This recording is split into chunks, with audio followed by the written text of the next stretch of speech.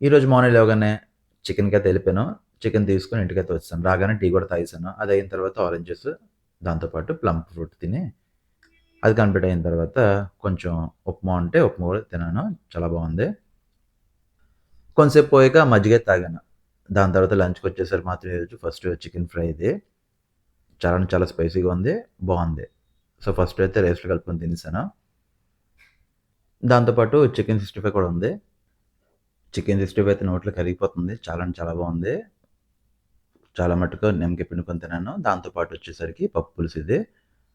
ఇంకా వచ్చేసరికి ఇంకో ఐటము ఆమ్లెట్ అది. సో, నంచుకొని తినేసాను. ఆమ్లెట్ కూడా చాలా బావుంది ఈరోజు. బాగా కాలింది. సో, రోస్ట్ అవ్వడం వల్ల టేస్ట్ అయితే ఇంకా బావుంది.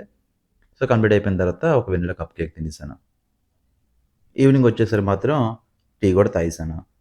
దాని తర్వాత వాక్ అయితే ఎళ్ళిపోయాను. వాకొచ్చేసరికి ఈరోజు ఒక 4 రౌండ్స్ అయితే చేశాను.